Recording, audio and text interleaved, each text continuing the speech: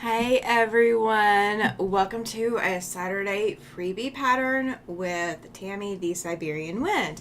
Glad you all are here. I'm going to say hi to everybody that's in the chat because, yes, I am starting a minute early.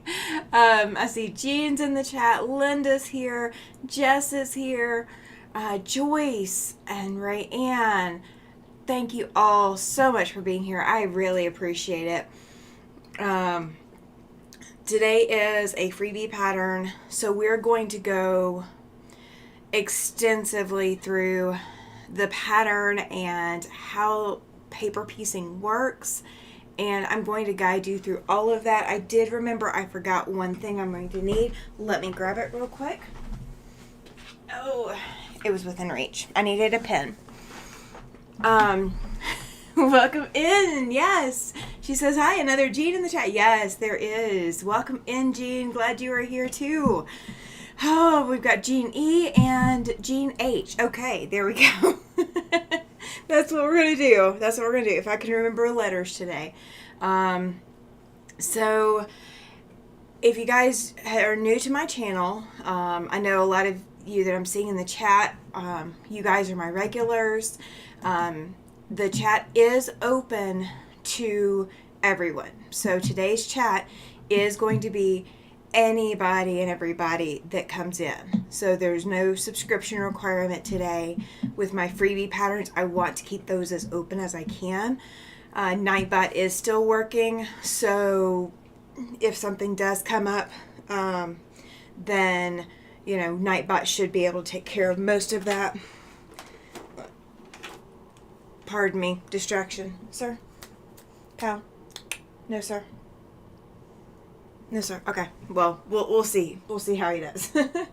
So, how many of you today is a live reaction day as well. So, how many of you have downloaded the pattern? I posted the pattern up, available as of last week. If you guys cannot download it, please send me an email, and let me put my email in the chat. It's just exclamation email. So if you are coming in after the fact, if you cannot for any reason see the live chat, my email address is on my YouTube, so click on my name and come over there, and you can email me there as well. Awesome. Welcome in, Laura Lynn. She says, hi from sunny but cold Nova Scotia. It is 42 degrees here, Laura Lynn. I'm with you on the cold part. I'm with you on the cold part. It's not as cold probably here as it is everywhere else, but it is a little chilly here. So I normally don't have live reactions turned on. So live reactions means that little heart-shaped icon in the chat window. You can click on that, and that should put a little heart or something in the chat. So you guys can do that as well. If you have not seen it or downloaded it or printed it, it looks kind of like this. So it's got a little bit of text down here at the bottom, and then everything else is line drawings. Okay, that's what we're dealing with. Jean says that she's got a wind chill of 33 degrees. Oh my goodness. I don't know what ours is right now, but it is chilly outside. We have a high wind warning right now. Okay, yeah, it says it feels like 23. So it's 42 and feels like 23. So yeah, it's a little chilly here too. So we're going to work from this pattern, and I'm going to show you a couple of different things that you can do, and I'm going to show you different supplies that I have that make paper piecing a little bit easier.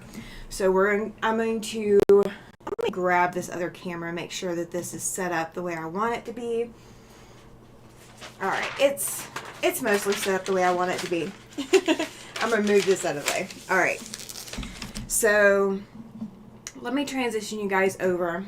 So you guys are going to be seeing my my cutting board that is on top of my ironing board right now. In case you guys have not seen one of these before, this is linked in the description. This is the Martelli 17-inch rotating cutting mat. I also have the ironing board, which is not going to stay underneath the cutting, and then the Lazy Susan part, and mine's got a whole lot of threads stuck to it. So oh, you're fine, Joyce. She says, sorry, I haven't downloaded it. Yeah, you're fine. This is going to be a good video, so you can come back and review it as you get a chance to. So that's kind of what this is also going to be about today as well, is, you know, giving you something that you can take and look back at and all of that. So the first things first. So this is your paper pattern from the download. So if you have any problems downloading it, you can always email me. It may take me a little bit to respond, but you can always email me. If you are in the Facebook group, you can also put it in the Facebook group that you can't access it or you're having trouble with it. Just let me know. Now, I did not scale this. So what that means is that the one thing you do not see on this page is you do not see a little box anywhere that says this is 1 inch. And the reason that I did not scale it is I wanted this to be as accessible as possible. What that means is that as long as you print all of your copies the same size, then you are good to go. Laura Lynn says she's got to run. Munchkin says lunch is ready. Have a wonderful rest of the day, everyone. Thank you so much, Laura Lynn. I appreciate it. Thank you, thank you, thank you. All right, so as long as you print all of these the same size as each other, then it doesn't really matter what the finished size is. So if you have a printer that can print larger than 8.5 by 11 and you want to scale this up, you absolutely can do that. If you want to scale this down, how much ever you want to scale it down, you absolutely can do that too. It is fully customizable. Just print all of your copies the same size, and then they will all fit together. You actually need 4 copies of this. I think I may have said 8 originally. You only need 4 to do one block because you have both sides of the design. Okay, so when you get a paper piecing pattern, one thing that a lot of people may or may not do correctly, and this can happen depending on who you get your patterns from. If you're ordering from like legit kits, those are going to be high quality patterns. There's a lot of other great designers out there, Quilt Works.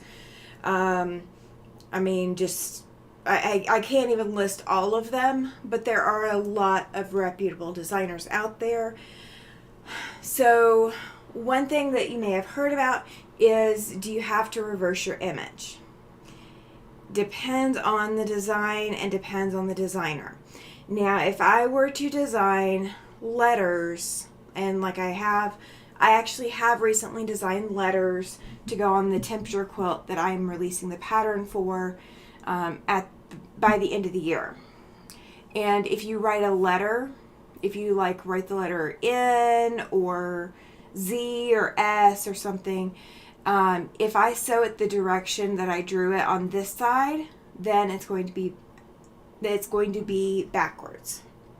This design does not need to be swapped directionally. This design can stay exactly like it is.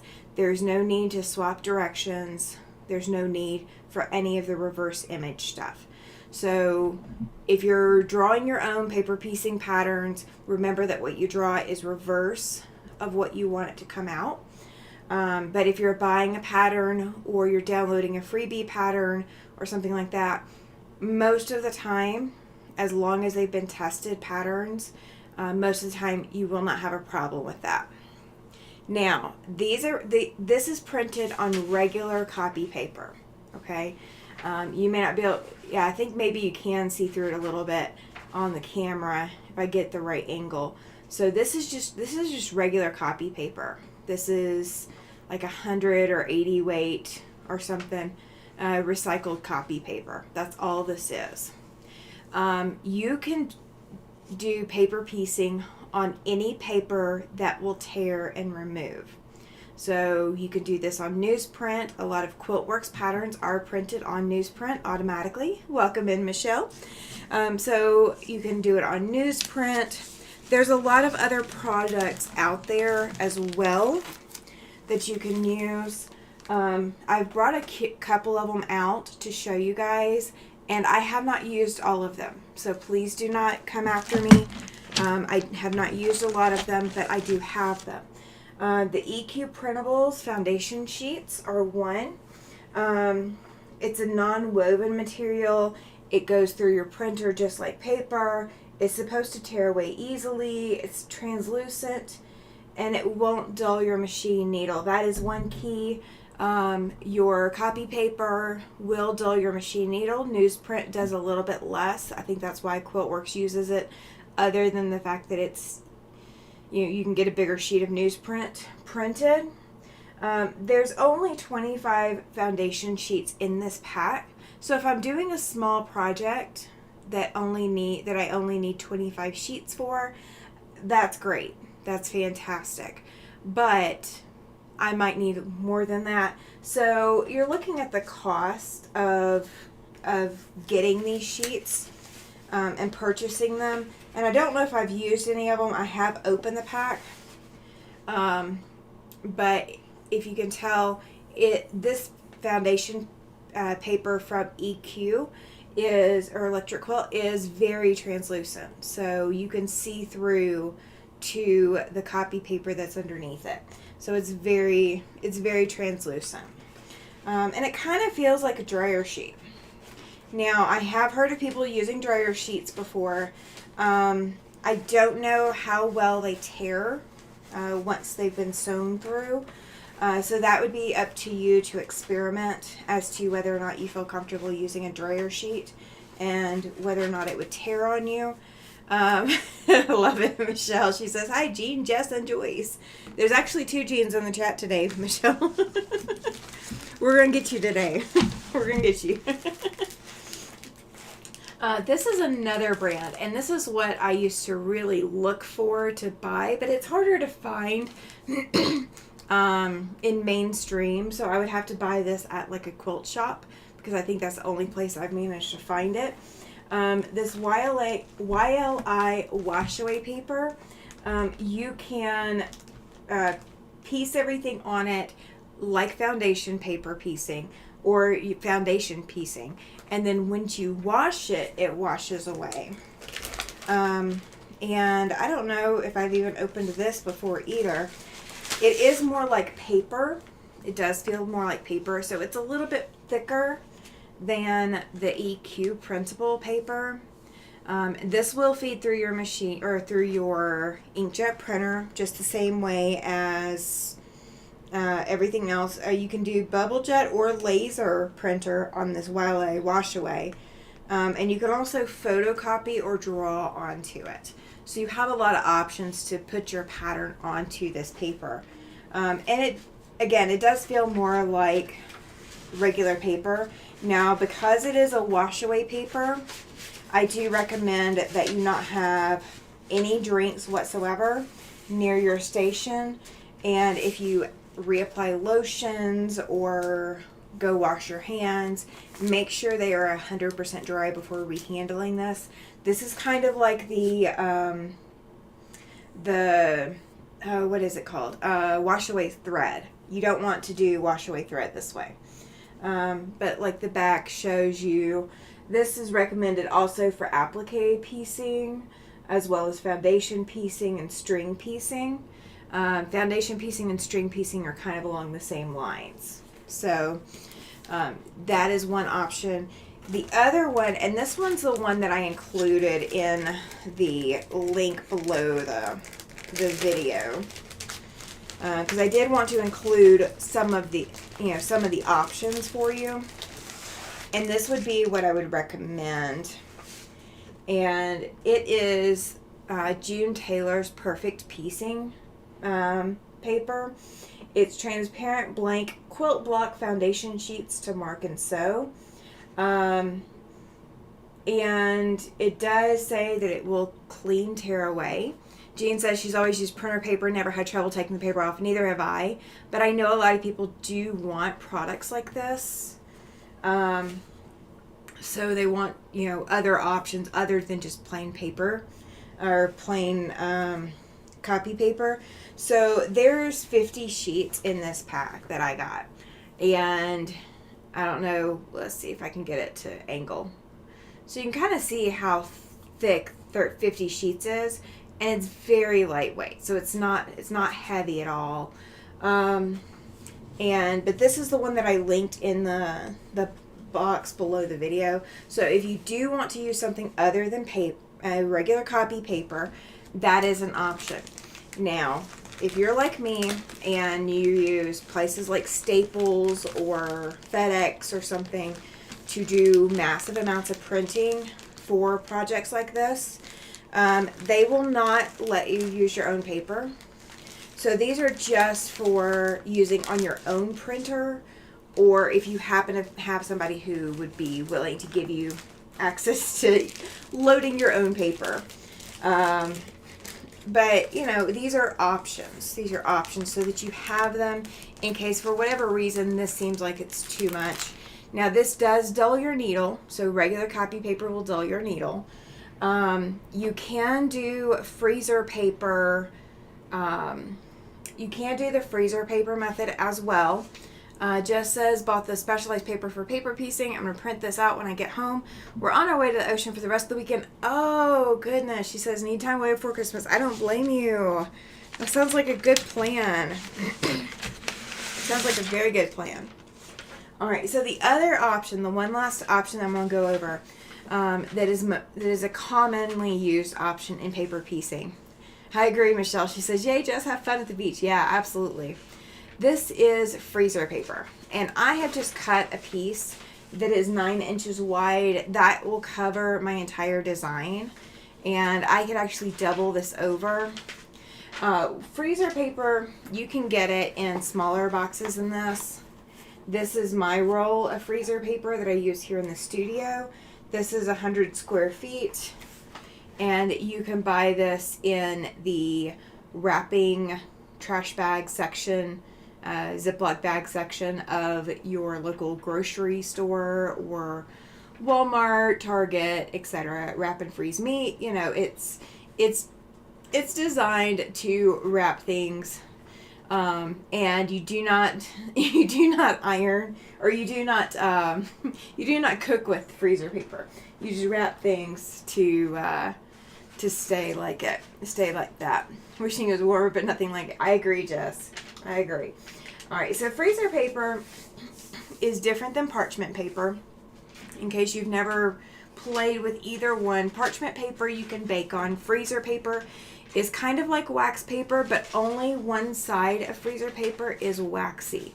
You can kind of see the glossy sheen on this side. You can see it like from here where it's folded, and there we go. There's another gloss. You can see the reflection of the freezer paper. So when you are sewing with freezer paper, your glossy side is what's going to go to your fabric. So you need the design to be printed on your non-glossy side. Now you can buy sheets already cut that are 8.5 by 11 that fit in your printer. So if you've never tried that before, that is an option. The other option is you can take and lay your freezer paper over your design, and you can see that, I mean, even here on camera, you can see through. So you could trace this if you wanted to, and you trace on the non-glossy side. You trace on the flat side. The other option, and I went ahead and did this beforehand, and I only did 1/2 of my freezer paper.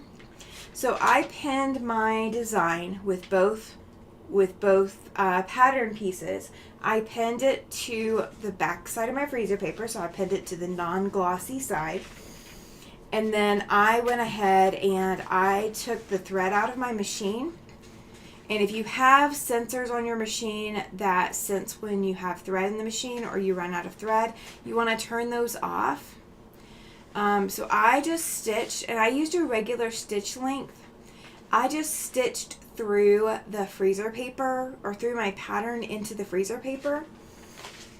So now that I've gotten that done, I can peel away my perforated pattern. I don't know how well you're seeing that on camera, but now I have a perforated pattern here on my freezer paper. So it may not show up super great on camera, but I can clearly see the entire design on here. All right, so whatever paper method you decide to use, whatever design method you're going to use, doesn't matter which kind of design method you decide to use, just be consistent.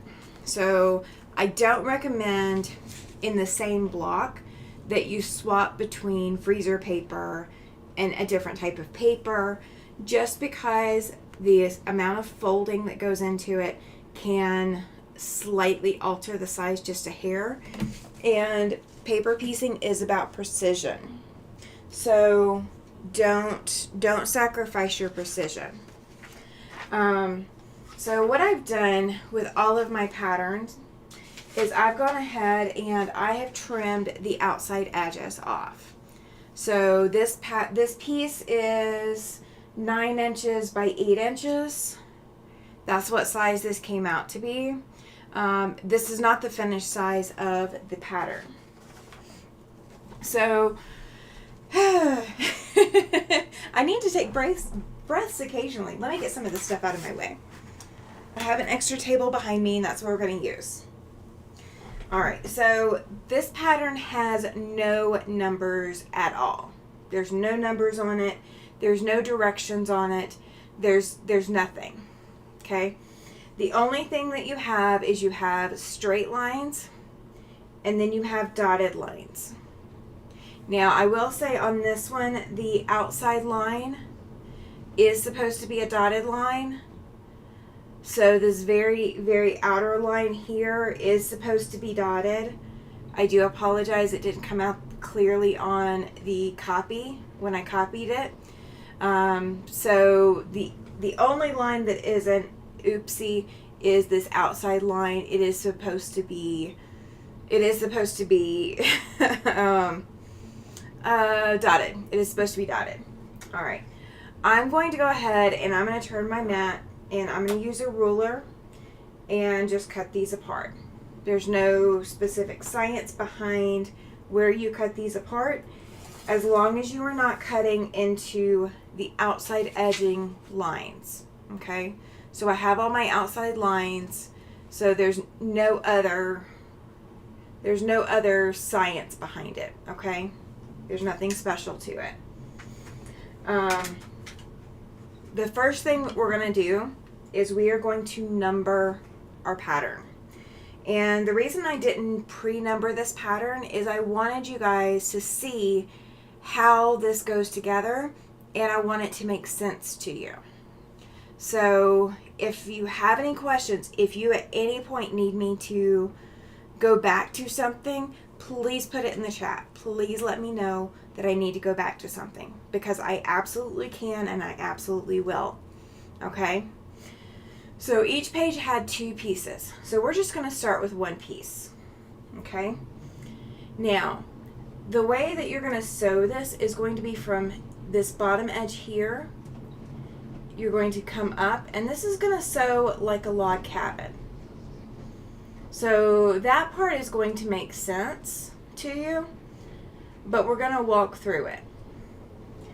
So this is your piece 1, and your piece 1 is always going to be right side up. So I'm going to put right side up. So RSUP, so right side up. Okay, everything else is going to be right sides down. Okay, so when we get to number 2, and we get to number 3, and we get to number 4, and we get to number 5. And if these numbers are backwards, I apologize. I am writing upside down. Then we get to number 6, and we get to number 7, and we get to number 8, and we get to number 9. Okay? So your number 1 is going to be your center point. This is what's going to be the center of your block. Now you could do an alternate layout where these number 8s are going to be your center, but I'm not going to do that. Okay, these are going to be our centers of our block. So let me turn this around to make sure. Oh yeah, my 5 and my 2 were backward. All right, so 2, 3, 4, 5, 6, 7, 8, and 9. Let me fix my 5 so it reads correctly, and let me fix my 2 so it reads correctly. Okay. All right. So when you get done putting your numbers on your pages, you're going to have your 1s are going to be down here. Your 2s are going to be mirror image. Your 3s are going to be the farther ones. Your 4s are going to be here. 5s are going to be the mirror image again. 6s are close to each other. 7s are further away. 8s are out here. And then 9s are all the way on the outside. Does that make sense? Please let me know if this is making sense so far. Does the numbers make sense? And I know I'm 30 seconds ahead of you guys, so I get to wait.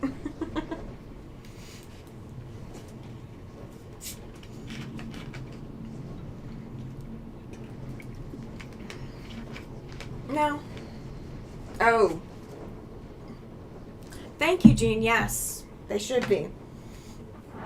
Good catch. 8 and 9 should be reversed, you guys. She sees what I see, and 8 and 9 should be reversed. And Jess says that it does make sense. Awesome. All right, so 8s are going to be out here, and 9s are going to be up here. So I do apologize if you have to write your numbers a second time. I'm very, very sorry. Now, if you've only made 1 copy, then you could go copy this with all your numbers in place. That's entirely up to you. But yeah, there's a 1 small section of a line. That's what makes the difference between 8 and 9. So once you sew 7, you'll need to sew 8 before you sew 9. So 7 and then 8 and then 9. All right, so we're going to go with that. We're going to make sure. There we go. All right. I'm making sure I'm not missing anything in chat. Just refreshing it. All right. So that's the easy part. That's the easy part. All right. I'm going to set those aside. I will pull those out again later. Now, I have enough copies of this that I can do it on these, or I can do it on my other papers. I'm going to show you what I'm using today. I have some black. This is not the best quality fabric that I have at all. It's not even close to it. It's not my favorite. It's not fancy.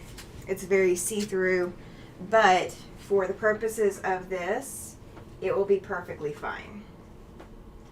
So I'm going to just take, you guys can see the dog hair on it, I'm sorry. You can tell it is real life because this is my studio and the way my studio always works. There is always dog hair everywhere, no matter what I do. Okay. So I just use regular fabric scissors to cut some off the bolts. Cut some off the piece. Okay. So there's no rhyme or reason. You don't have to be accurate. You don't have to be precise with it, because the precision is going to come in later by sewing it onto the paper. So, and I did put black thread in my machine. So just so you guys know, I'm not a complete savage. Jean says, hey, I have dog hair in every room. Oh, I do too. There is not a single room in my house that does not have dog hair all over it. And I told you I was going to work with scraps. So that is absolutely what we're going to work with today. I'm going to grab the other camera and bring you guys back over for just a minute. So I have a bucket of scraps. So I'm going to, I've got this red right on top, and that's going to be really, really bright.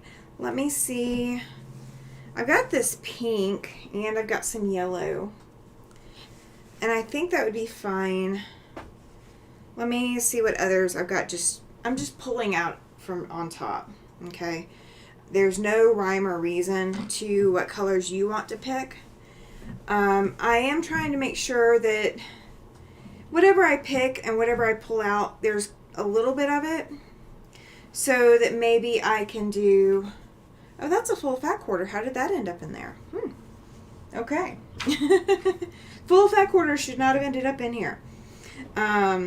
I'm just going to try to make sure that whatever I pull out, there's enough of it to maybe do a full star. So yeah, we'll just go with the pink and the yellow for now. And then I may pull out more and dig deeper, because that was literally what was on top. That's, beyond, after the red, that the pink and the yellow were what was on top. All right. And my pink is definitely, let me make sure I'm telling you right. It's my yellow. Okay, my pink and my yellow are both direct one-sided fabrics. Okay, so the back side of it, it's obvious that it's the back side. The black doesn't matter which side it's on. The black is the black. It's almost like a gauze. It's very, very thin black. But we're just going to work with it. And then if I need to pull more scraps out, I'll pull more scraps out. Alright. This big old piece that I cut, you guys can see through it. I mean, you guys can clearly see through it. So, this is not the highest quality black. I'm just saying. I'm going to cut a section of it off because this is a really big piece to work with. And I'm not measuring it. It is whatever I just cut. And it is definitely not a straight cut. So keep in mind, you do not have to do perfection when you are doing paper piecing cuts. For rough cutting, you don't have to do any perfection. You just use your judgment. Use your judgment as to how big of a piece that you want to cut and how big of a piece you want to deal with. The bigger the piece, for the smaller the size piece that you need, the harder it might be to deal with. But it all works out in the wash. Okay? Alright, so let me grab you guys back over to let me get you back over the cutting table. Okay. So what I'm going to do, and this is just this particular one. So as I go through, I may do different fabrics. So this is going to be black, and I'm going to put yellow here in 2 and 3. I'm going to put black in 4 and 5. I'm going to put pink in 6 and 7, and I'll do black in 8 and 9. Okay, and as long as I do that in all 4 quadrants, so I'll do that on total 8 total pieces. As long as I do that same thing on all of them, it will all look cohesive. All right, so I'm going to take my first piece, and my fabric is going to go right side up, and I'm going to slide my fabric, my paper piecing pattern underneath my fabric. Okay. Is it exactly where it needs to be? No, it is not. Do you want to know how to know where it needs to be? All right, here's where the Add a Quarter Plus comes in. And I did put a link for the Add a Quarter Plus in the description box. I did actually put a link to the pink ones. I would have preferred to have gotten a yellow, but pink was all that I could find in store. Locally, this is a 12-inch size ruler. It is much bigger than what we need. You have your 1/4 inch lip here, and then you have a tapered edge. The directions do say do not cut against your tapered edge. So don't do that. Don't cut against it. All right, so I've got piece 1 and piece 2. I'm going to lay this tapered edge against piece 1 on that line between 1 and 2. And I'm going to take my paper and I'm going to fold it. And I'm going to go the whole length. Okay? That's what I love the tapered edge for. It allows you to fold your paper. The other Add a Quarter rulers that I have do not have that tapered edge. So this is the Add a Quarter and the Add an 1/8 ruler. And you guys can see it has a very blunt edge at both ends of it. So these do not let you press very well against that edge. Okay? And we're also going to do this to between pieces 2 and 3. We're going to go ahead and press or fold our paper. And I'm also going to go ahead and do the whole paper. Okay? This is me. I like to go ahead and do the whole paper. Make sure that when you do this that you are keeping that taper down against the table, because that will make it a little bit easier to fold. You know what?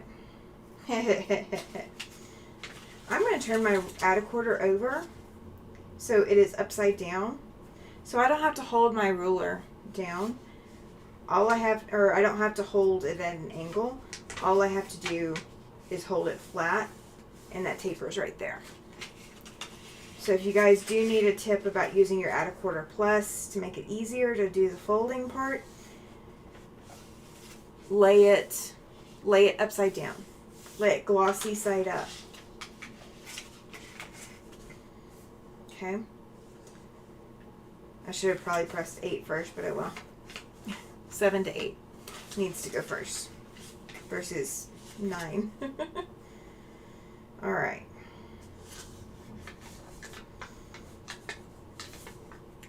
All right. Glenda says, "Hi Tammy, watch replay. Just woke up." Oh, you're fine. You're fine. No worries at all. All right. So you guys can see in the camera in the shadows that we have all of our folds in here. So I do have lines drawn here. So if you were to hold this up, if you were to hold it up to the light, you can see through it to see if your fabric is covering all the way to the dotted lines. The dotted lines are your 1/4 inch seam allowance outside of the drawn lines. Okay, that is what the dotted lines are for. But when you flip it over, you may not be able to see the dotted lines, but you will definitely be able to see the folds. So the goal with this first piece of fabric is you want to make sure that you are covering the folds all the way. So I can actually feel the fold here and I can feel the fold here. So that is a goal. You want to make sure that you are completely covering that. I do recommend you use flat pins instead of the ones that have these balls on them, but this is what I've got. I'm going to pick up my paper and my fabric, and I'm going to stick a pin through that fabric. Okay? So I can see my pen. My pen is on the right hand or the right side of the paper, the one with the letters and words and all that on it. But I can see my pen on the other side. If you have the flat flower head pens or magic pens or something that lays flatter, I recommend using that. Okay? So this fabric is always right side up. All of your other fabrics are going to be right side down. So your next fabric is going to be right side down to cover this next piece. So here's what we're going to do. We're going to flip it back over, and you have a 1/4 inch. I can't talk, you guys. I am sorry. I cannot talk to save my life today. You've got your fold that you've already done. So this is piece 1, and this is piece 2. You've got your fold that you've already done. What you're going to want to do to make your life simpler, and this is why you want the flat pins versus the ball head pins, because this makes it more difficult with the ball head pins. You're going to take your add a 1/4 ruler, and that lip, that 1/4 inch lip that is sitting there, you want to butt that up against the edge of your paper. Okay? So I have a 1/4 inch on the outside edge, and I'm going to take my rotary cutter and I'm just going to trim away the extra out of the way. Okay? So you will have waste with paper piecing. That is normal. I'm going to leave this paper folded like this. And I said my yellow is going to be my next one. So we're going to do right sides down against the other fabric. Okay? So we're doing right sides together. And I'm going to go ahead and line my fabric up with that 1/4 inch edge. Okay? I'm actually going to take my pen out, and I'm going to run my pen through both fabrics so that when I go to pick this up, it's not going anywhere.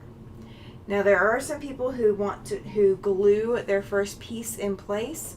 If you want to do that, use some washable glue, wash away glue. School glue sometimes works well, like the glue sticks or something. I'm not a big fan of that because I don't like having the extra stuff on my fabric, but you can do that if you want. Alright, so I'm going to verify this is piece 1 and this is piece 2. And then when I fold piece 2 over, I can see the edges of where my fabric is laying, and I know that it is covered all the way. Okay, so I'm going to go ahead and sew this and show you guys what this is going to look like. Oh, while I'm here, okay, if you are doing freezer paper, you leave this paper folded and you sew right along the edge. This is not freezer paper. I'm going to open this up and I'm going to sew on this line right here.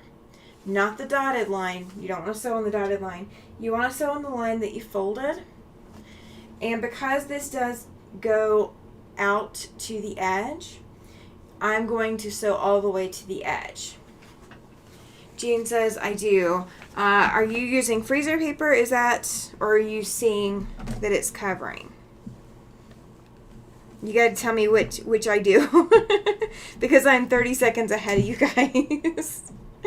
I get lost real easy. I'm perpetual squirrel. Now I'm gonna re-sew this one more time because I used a regular seam allowance and I want this paper to tear away cleanly, and it's not going to tear away cleanly at a regular seam allowance. I already know it won't. So my regular, the glue stick, Queen uses glue stick, gotcha, yeah. And I've had it wash out, and then I've had it not wash out, so I'm so paranoid, so I don't, I don't do the glue stick anymore, but I did used to. Alright, let me see. Alright, I can actually pull my old stitches out. So my sewing machine is set normally for 2.5. That is the normal stitch length that I get out of my machine. I have got this turned way down to a 1.75. And they are tiny stitches. If you are doing an add an 1/8 ruler, like if you're using the even smaller ruler, then you want to use even a smaller stitch length, because you are putting a lot of faith that that fabric is going to hold. All right. So straight off the machine, I haven't done anything to it yet. Okay. I'm going to take and trim my threads because that's who I am. I like my threads, my extra threads out of the way. So I trim off the front, and I'm going to come trim off at the back too. And because I'm using a smaller stitch length, I can trim pretty close. I don't trim all the way up to my stitching, so I have a little bit of a tail, but you do want to trim kind of close. I'm going to go ahead and take my pin out. And before I do anything else, I'm going to audition to make sure that I did everything right, because I don't want to come 4 steps down and then realize that I didn't cover my fabric all the way, or didn't cover my piece all the way. Alright, so this piece, I feel my fold here that it's got to cover to, or cover past, and I feel my fold here that it's got to cover past. So we are good. Okay? So I'm going to take this to the iron, and when you are using an iron with paper piecing, do not use steam. Turn off the steam. Don't use it. Steam is not your friend with paper, especially if you use that wash away paper that I was showing you, the YLI wash away. You do not want to use steam, because that will actually wash away your paper in addition to washing away or in addition to setting your seam. So it's dual duty. Alright, so I know this yellow is really bright, so I do apologize. Welcome in, William. Welcome in, Katie. Glad you guys could make it. Thank you, thank you. Alright, so we've got our first piece on here. Now, here's where a lot of people get stumped. Our next piece is going to be here, because if I look at this is my reverse image. This is my next piece over. So I've sewn 2, and I need to sew 3. Well, I'm also going to do the same yellow for 3, but what happens if I don't have extra fabric? That's what we're about to fix. Alright. This is something that I do. Not every paper piecer does this, but this is something that I do. So I've got my paper here, and these 2 pieces are attached. I'm going to come in here, and I'm going to rough cut on the outside to cut my extra fabric away. Okay? So there's no requirement that you have to do this, but that's what I do. Okay? So I just rough cut my fabric away when I am doing paper piecing. So you end up with scraps with random holes in it. That's not uncommon, so don't panic if that's what you end up with, okay? Alright, so the first step was having right side up on our black, right side up on piece 1, wrong side down, or right side down on piece 2. Everything else is right side down as well. So our next piece is going to be between 2 and 3. And this is how I follow this. William says that he's in Las Vegas and about to head home because he's purchased more today than on Black Friday. Oh my gosh! You can send some to me. I don't mind. All right. So when you're paper piecing, welcome in, Judy. Welcome, welcome. Glad you're here. Thank you. So when you're paper piecing, I like to follow the numbers. Okay, following the numbers keeps me in line. So I sewed between 1 and 2. Now we're going to sew between 2 and 3. Now the only part between 2 and 3 is this little bitty line right here, but we have the continuing line right here. So we have to sew that entire line. Okay, so we are going in numerical order. So 1 and 2, and now we're going to 3. So we're going to fold our paper along that 3 line. That's between 2 and 3 right here, but it's between 3 and 1 right here. And that's okay. So we're going to line up and put our add a quarter ruler up against it again. And we're going to take our rotary cutter. And I am using the 28mm rotary cutter today, you guys. There's no need necessarily to use a larger rotary cutter for paper piecing. So if you have a smaller rotary cutter, this is the perfect time to use it. Oh, I love it. William says, yes, Twin and I haven't gone to the store on the California-Nevada border. All right. So both of these pieces are kind of staying flat, exactly where I need them to be, which is fine. That's exactly what we want. Any pieces that you cut off, if you can use them, then use them. I am not a crumb quilter. I am a scrap quilter, and I will cut down to 1-inch squares. If it is less than that, I toss it. So I don't keep those. Those were too small. All right, so we are going to flip this over. And I said everything after the black was going to be right sides down, right? So that's exactly what we're going to do. We're going to take it and we're going to put right sides down. Okay? Now, if you need to pin, you absolutely can pin this. I don't need to pin it. I've been doing this a really long time, so I can pick this up and carry it, and I'm not going very far. If I was going across the room, I would pin it, but I'm not going across the room. With that being said, if, and this is a huge if, oh goodness, William, he says that he hopes everyone has a great day. He'll be around this evening telling tales from the road. Oh my goodness. That's dangerous. All right. So if you want to audition this, you want to make sure that this is going to fit. What I'm going to do is I'm going to pick this up and flip it. Okay. And let me see, do I? We are going to give it a try.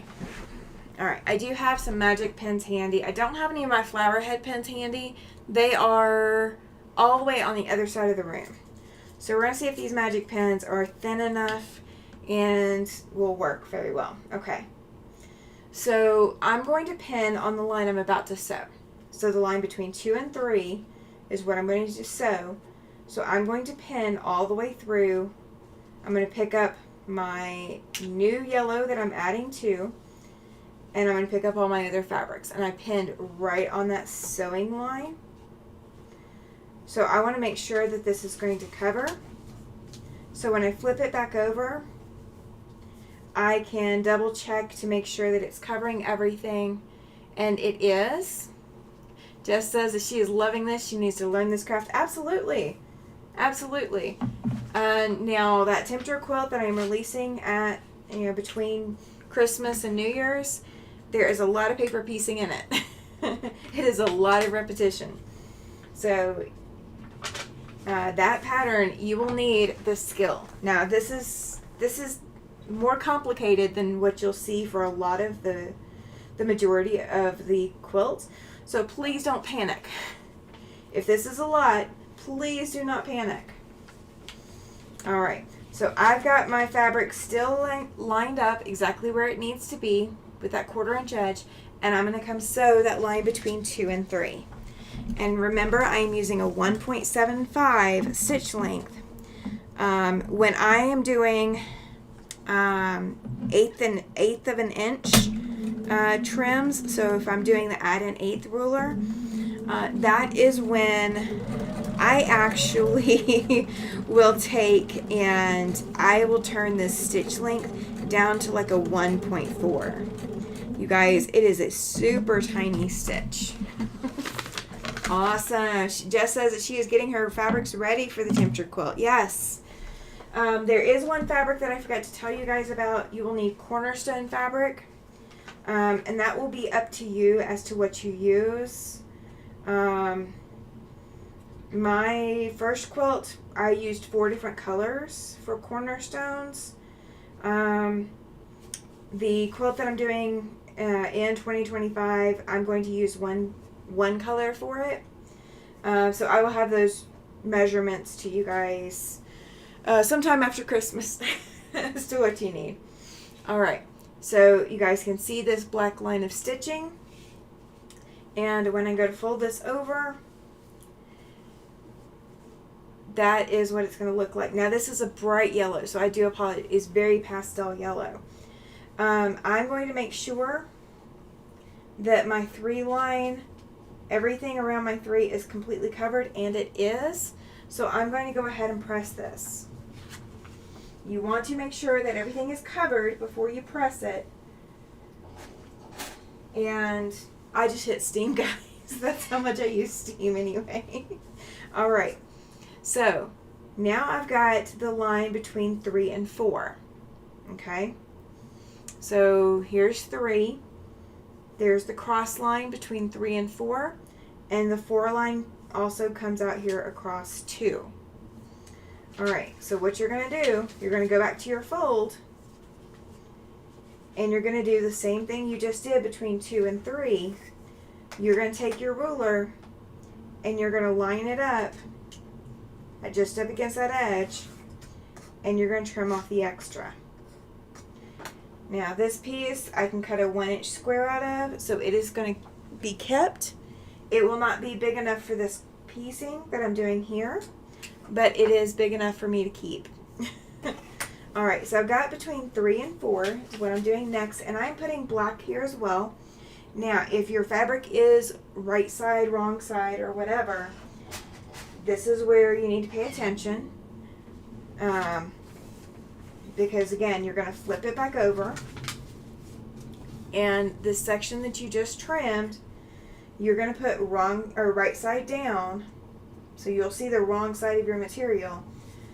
You're going to put your right side down, and if you want to pin it, flip it, pin along the stitching line, and test, you absolutely can. Again, like I said, I've been doing this for a really long time, so pinning along my stitching line isn't something that I need very often. But I do occasionally still do it on a brand new pattern. And let's see, I'm going to cut my threads. There we go. Alright, so I started in the wrong spot. I wanted to start all the way at the edge, but I didn't, so I had to go back. There's a lot of precision in paper piecing, and it is all due to you're sewing on a line. You are not sewing your 1/4 of an inch. You're not worried about, is your 1/4 of an inch going to match, like if Jess and I are in the same room and using the same machine and everything else, her 1/4 of an inch might still not match my 1/4 of an inch. It's not that there's anything wrong with her 1/4 of an inch or anything wrong with my 1/4 of an inch, but it is really hard for 2 people or 2 different machines to have that same 1/4 of an inch.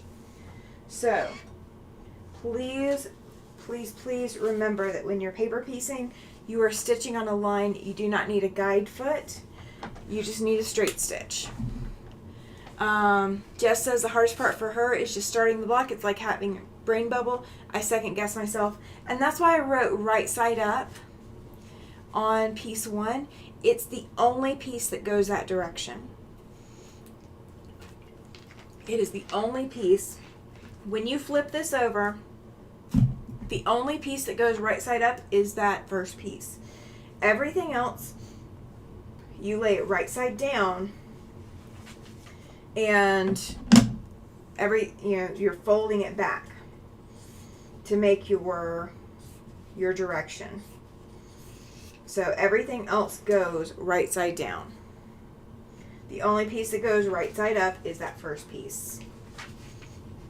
And that is what literally stops a lot of people. You are not alone in that, Jess. I know that the part of the reason that I decided to do it this way, do this kind of pattern, is so that you have more than one piece to test on and play with. Because once you've done something how many ever times, you're going to get used to it to the point that it's going to become second nature. Okay. So I've got piece 4 in here, and what I did while I was talking is I went ahead and folded between 4 and 6 to go ahead and trim. You can trim anytime that you are ready to trim. Okay, you don't have to wait for the numbers. So between 4 and 5, that's what we're going to trim right now. So between 4 and 5, if you guys can see, I'm going to have both my black fabric and my yellow fabric to trim off. And I did rough cut trim the yellow to get some of the bulk out of the way. Again, you do not have to do that, but I like to do the bulk trim away. That way I don't end up with massive amounts of extra fabric all over the place. Now, this piece of black that's hanging out here, I'm going to, again, rough trim. And I'm going to audition it to see if it will fit over the top, and it looks like it will. But it's going to be kind of tight. So I'm going to save it for when you guys aren't watching me, because it's not, you don't necessarily need to use every little piece. One of the great things about paper piecing is you can use scraps. You can use the odd shaped scraps. You can use bias edges. You can do so many different things with paper piecing that regular piecing just does not lend itself to. Alright, so this fabric would be right sides together with the rest of my fabrics if this fabric had a right side. So just keep in mind my black does not have a right side. It is right side and wrong side. It does not matter. So please keep that in mind. It is not, you guys, your eyes are not fooling you. It is literally, doesn't matter which side you're seeing. So I don't know what I'm going to do to back this yet because this black is so transparent.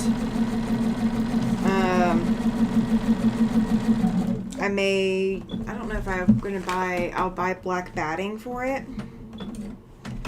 That might be what I do. We'll see. We'll see what I do.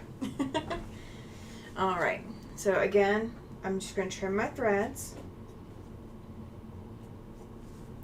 And let's see this, the top 2, and we're going to flip it and trim the bottom 2. The ones that actually stay with the fabric. And I know you can't see my stitching line, so I apologize for that. That is what black thread does on black fabric. Alright, so flipping it over, and I'm just finger pressing it for the moment just to see, and I can look through and see and feel my folds. So my fabric is covering both of my folds, so we are good. I'm going to go ahead and press this, and then we're going to add the pink fabric. And I have enough of this black fabric that I could probably make a whole quilt of scrap stars like this. This is going to make an 8-pointed star. So yeah, we could do that. Alright, so here's one pro tip that you guys are going to want, that you guys will probably figure out on your own as you go, but I'm going to go ahead and show you. okay? And this is why I did what I did earlier. So here's the line between 5 and 7, or 6 and 7, okay? That's where I would cut my fabric. So I would cut this whole section off. If I just went ahead and went to the line between 5 and 6, I would be cutting a whole triangular shaped chunk of my fabric off, and it's a little bit harder to use that kind of fabric. So I'm going to trim between 5 and 7 so that I don't waste as much of my fabric. So this is an easier piece to use than with that big triangular shaped chunk cut out of it. Now I am still going to need to cut between 5 and 6, so I'm going to go ahead and fold along those lines, and we're going to cut between 5 and 6. Alright, so I've got a little chunk now, so I might be able to use that for something in this, I might not, we'll see. It's fairly small, so it may not work. Alright, so here's my pink. And it's not as visible that there's a right side and a wrong side, but the wrong side is a little bit lighter. If you guys can tell that on the camera here. The extra light from the sun is not helping.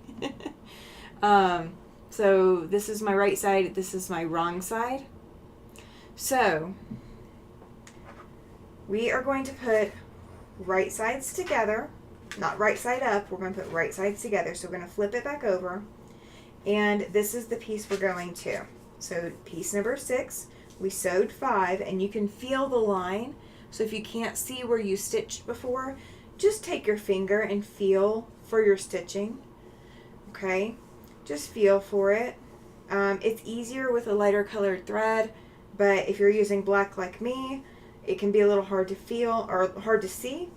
So I can feel I have not stitched between 5 and 6.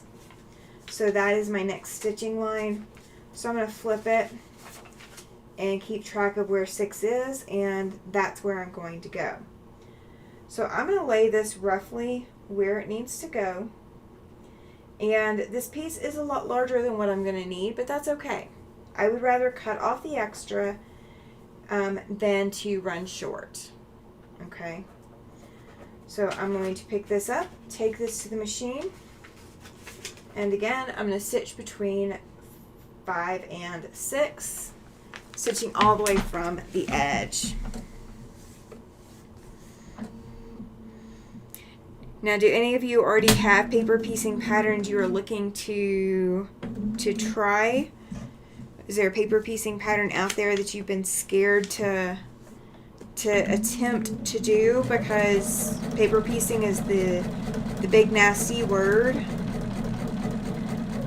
Guys, let me know. Is there something, what interests you about paper piecing? What drew you to wanting to learn paper piecing? Is it something that somebody else has told you is really awesome and you're just scared of it? Is it just the brain farts with it that it can sometimes be hard to think through? What is it about paper piecing, you guys? Alright, so I've got my line stitched here. I'm going to go ahead and fold it over, and I can feel where my folds are. So I'm good. I'm going to go ahead and press this.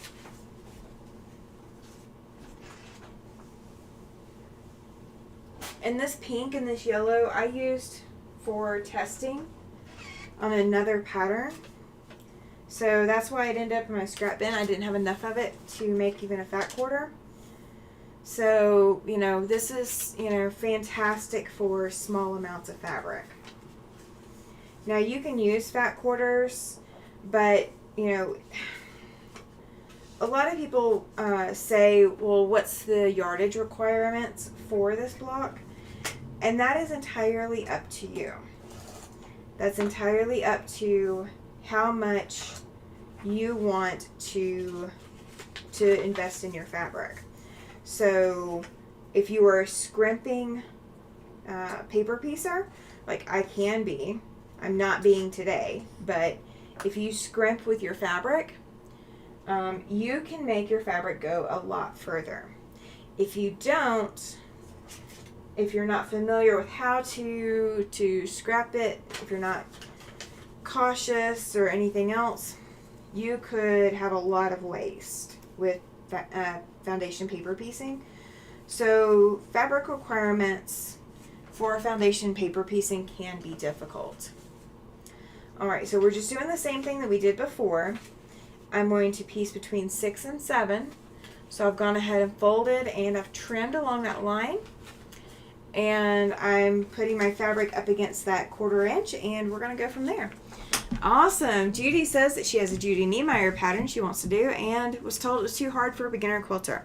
Okay, so the nice thing, Judy Niemeyer patterns are a double-edged sword. And I don't mean that in a bad way. Judy Niemeyer patterns can be very, very well done, and they usually are. They're usually incredibly well done. I've done a couple of different Judy Niemeyer patterns, Quiltworks patterns. The challenge with them is if you are not patient with yourself in reading all of the instructions, it can be overwhelming. That's the problem for a beginner quilter, is that Judy Niemeyer patterns, because there's so many instructions included, it can be overwhelming. And depending on the pattern and how the instructions were written, some of them are written very, very well, and it makes it easy to do. Some of them are not written as well. They're written more for a more advanced piecer. So if you need help with reading your Judy Niemeyer pattern, I will be more than happy to help you with that. I am not a certified Quiltworks instructor, so I will caption it with that. I am not a certified Quiltworks instructor. I am not saying I have that skill set. I've not gone to her classes to become a certified instructor. I would love to, if somebody would be willing to pay for me to go. I would love to do that. And I think part of the reason that a lot of people do tell you that the Judy Niemeyer patterns are not for a beginner is because they want you to go to the classes and pay a certified, pay a certified instructor to learn how to do it. All right, so I've got everything covered and I can feel my folds. We are covered all the way we need to be covered to. So I'm going to go ahead and press this. And that was piece 7, you guys. So there's only 2 more pieces on here, and they are both going to be black. So that is, that's how quickly this can go together, and with all the instructions. So the first Judy Niemeyer pattern that I attempted to do was Prismatic Star was the second one. Prismatic Star was written for someone who'd done one of those before, who had an instructor. It was not hard. I won't say it was hard. It was the instructions were not written to be intuitive. The other one that I did was a tree skirt pattern. And I would have to look up the name of it because I don't remember. Alright, 7 to 8 is going to be our next piece. So I'm going to be putting black here. So I'm going to line my black up against my 1/4 inch. And I'm going to make sure that we're going to cover this whole piece. With these corner pieces, it's important to cover. So this is my straight line. And this out here was supposed to be dotted. Okay, you want to cover all the way to the dotted line. You do not want to cover only to the straight line. You need to cover to the dotted line so that you have overhang, so you have your seam allowance. You don't want to lose your seam allowance. So one thing you can do, all right, this is a corner piece technique that I use. Jess says, love the colors. Thank you. And these are all scraps. These are all scraps.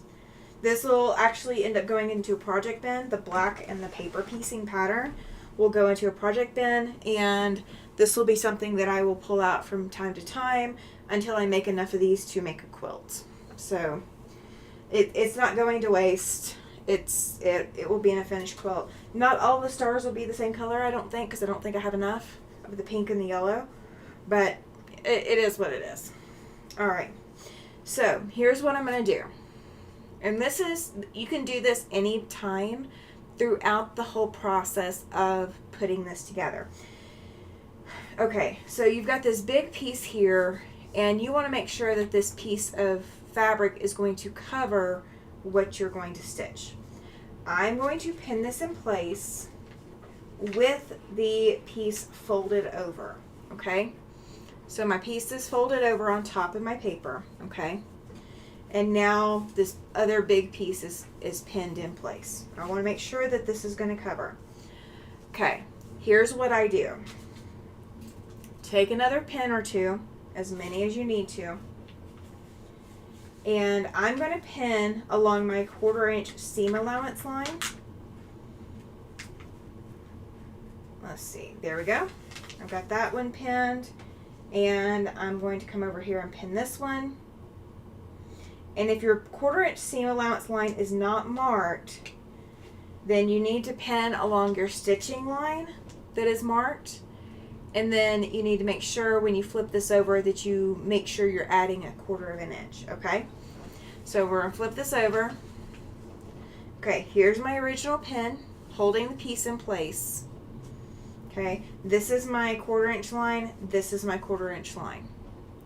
So my piece is completely covering all of it, okay? If your piece is not covering all of it, this gives you a chance to reposition before you stitch, okay? I won't need to reposition this one, but on the next one, I'm going to show you what it would look like if you did, okay? So this one I don't need to reposition, but I will show you, I will intentionally show you what it would look like if you needed to reposition. So that way you guys see that and you see what it's going to do to you. And what it will look like, so you know what to do. And then we're going to stitch a whole nother one. We're going to do a whole nother one. Oh, I put my needle down. I will say this, stitching through my paper earlier to stitch with no thread, that was the weirdest feeling in the world. I am so used to stitching with thread in my machine that stitching without thread and needing to go back to certain points and follow, oh my gosh, it was tough. But yeah, Judy, if you need help with a Judy Niemeyer pattern, just email me. We'll work through it. All right, so this is going to cover completely, so I'm going to go ahead and press this open, or press this over.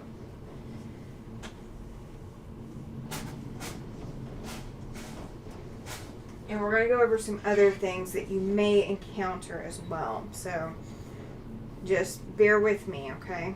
We're getting there. We're getting there. All right, I'm going to, again, we're going to rough cut.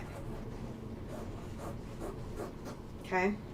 There's no need to be precise on this part. It's just the extra. We'll trim it up later. All right, so piece 8 to 9 is our next line, which is going to be this line between 9 and 6 mostly. All right, so I'm going to go ahead and trim my 1/4 inch seam allowance the whole way. What do you guys think of this pink ruler? I'm not used to pink for rulers. I know why it's pink, but I'm not used to pink. They colored it pink for me. I'm just not used to it. All right, so we're going to position this. I'm going to give you guys an example of what would not work. Okay, we're going to pretend that I am putting this along my 1/4 inch. Okay, it is not, but let's say I'm trying to use up the last little bits. Okay, So I've got that pinned in place where where I intend to sew it. And we're going to come out here and we're going to pin through that seam allowance marking. Now again, if your pattern does not have a seam allowance marking, you pin along your stitching line, okay? Oh, I'm sorry, I didn't realize I wasn't on camera. Okay, so I pinned my fabric in here, then I'm pinning along my seam allowance and my seam allowance. We're gonna flip it over, and so my fabric covers where I'm gonna sew. It covers this seam allowance line, but it doesn't cover all the way down. So that fabric there, you can see I don't have fabric on top of it. So you know what that gives me the ability to do? That gives me the ability to unpin all of this and reposition it so that it does cover. Okay? And sometimes when you're working with the larger pieces, it can be a little bit more challenging to find where it's going to cover. So, but I know with all of this extra here, I've got plenty to cover. So I'm going to go ahead and I know it's going to cover here. So I'm going to go ahead and leave it there. I apologize. I'm off of camera, not intentionally. So I've got it laid down, but all this fabric is going to cover this easily with no problems. And I'll have a little bit of waste, but you know, that is the nature of the beast when you're dealing with paper piecing. Alright, so I'm going to go ahead and sew this line. And then we are going to do another one as well. So you guys are going to get another dose of the same thing. So it's going to be the same process throughout the whole piece. And no matter whose pattern you use, whether it is one of mine, whether it's a Judy Niemeyer pattern, whether it is a Legit Kits pattern, whether it is, oh gosh, there's a lady internationally, Ula's something, I can't remember the name. I need to remember the name. She had a pattern out at one point that I've got somewhere started, and it was a Princess Castle. And I don't think I've got all the fabrics still saved for that, so I may not be able to actually do it. But I at least started it. But no matter whose paper piecing pattern you do, that first piece is always going to be right side up, and everything else is going to go right side down against the paper. So if you can remember to do right side up for that first piece, write it on there, you know, make yourself a note, do right side up, and you will have plenty of fabric coverage the whole way through your project. Or you'll have it laid down correctly the whole way through your project. Alright, so now I've got this piece completely pieced. Okay? So here's what we're going to do. If your pattern does not have your 1/4 inch seam allowance, most of them will have it on the outside edge. Most of them, but not all of them. If it does not have it on the outside edge, you're going to put your 1/4 inch marking line, and because if you resize this pattern, it may not be lined up exactly. Mine's not. So even though I marked it at 1/4 inch, it's not a full 1/4 inch. You're going to actually cut through the paper, and you will have your scrap pieces that come off of there, and you can wait until you have how many ever pieces of your project done before you do this. Or if you want to feel that sense of completion, I am definitely one of those kinds of people. I love to feel like I've gotten something done. Oh, I was using the wrong line. I get to trim off more, you guys. There we go. Alright. I like to have that sense of completion. So feeling like I've got something completed really goes a long way towards helping me feel like I'm doing the right thing. So I like to trim up as I go, but if your pattern says not to trim up or says wait to trim up, then go ahead and wait to trim up. Just follow the pattern. All right. So that is what this is going to look like for what the colors I chose to use. You can choose to use whatever colors you want. You can choose to do your center color something. You can choose to do this color something. You can choose to do the outside. Whatever colors you want to use, you can absolutely do that. I'm going to show you something that I do when I am auditioning pieces. So if I'm not 100% sure if I like this. This is a mirror. I'm not going to flash the camera. But this is a mirror. This one is 7 3/4 by 11 inches. I do not know where you can find this size of mirror anymore. I found mine years and years ago. Marty Mitchell has one out that is 7 or 6 inches square, but that may not be as big of a size as you want. Let me see if I can get it all in the camera frame so you guys can see. Ah, sorry. Okay. All right. So, let's see. There we go. Ah, my mirror starts moving because it's not propped up very well.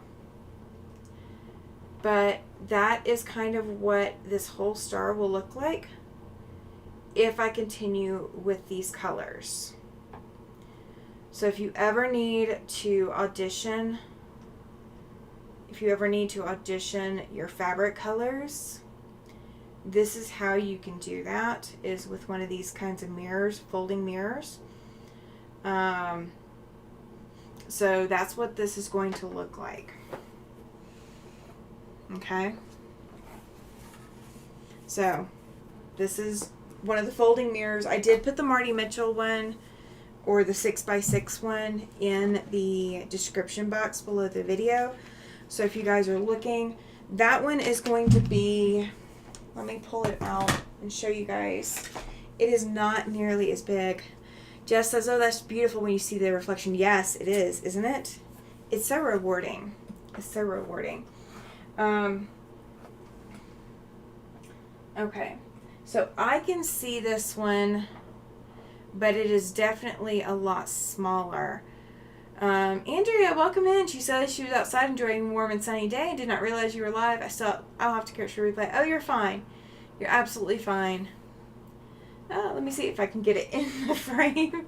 So the 6-inch one, the one that I've got linked in the chat or in the description, that's what this is size-wise. So it does limit you because you may not be able to see as large of a block as you want. I can see a little bit more of it than what you guys can see. But it is still not, like, I have to like crane around to see it. And so it's not, 100% the whole block. So depending on the size block that you're doing, you may or may not be able to see all of it. Okay, so if you're looking, that's the 6x6 size. That's the one I've got linked. If you can find bigger ones, the bigger one gives you a lot more vision. Allows you to work with a bigger piece. All right, let's see. G says that's cool. Yes, it is, right? It is. It is. Okay, so let's do this again. Jess says I want to work on a kaleidoscope quilt. Yeah, those mirrors make that possible. They absolutely make that possible. The mirror will be handy. Yes. Yeah, look for that one. I put the measurements in the description box. Mine is 7 3/4 by 11 inches. That 11 inches makes a huge difference. It really does. That 6x6 is great and portable, but that bigger one makes all the difference. All right, so we're going to do this one again. And let me grab my piece. All right, so this is the one that I put the numbers on. Okay, so now you guys can kind of see, oh, you know what? Helps if I bring the camera back to where it needs to be. There we go. Okay, so now you guys can kind of see how this pattern is going to play out. I love it, Andrea. She says that she took care of the fur babies and just sat there in her hammock chair and got stuck in it and had to wait on her husband to come looking for her to help get her out. I would totally have that problem. I love hammock chairs. I have like 3 or 4 of them. I actually have a hammock to put on the patio. But our wind chill today makes that kind of impossible. Let me see if it's changed. We're now at 45 degrees. We were at 43 when I started this, and it feels like 30. Okay, so it's warmed up just a few degrees. But 30 is still a little too chilly. A little too chilly. All right, so when you're starting to audition your new pieces, your leftover pieces from the previous block, you can kind of look and see whether or not they're going to be big enough. And if they're not, go ahead and set them aside, set them into your scraps. You know, if they're 1-inch squares or bigger, I will use them. So if you need a place to get rid of them, I will take them. Absolutely. All right. Let's actually take a break real quick. Let's go back to pressing our lines. So I'm going to press between 1 and 2. And again, I put the glossy side of my ruler up so I don't have to hang on to it and don't have to press it in and fight with it and all of that. I just have to hold it onto the mat. So pressing the glossy side up, mat side down, that's going to give me that tapered edge from the add a quarter plus.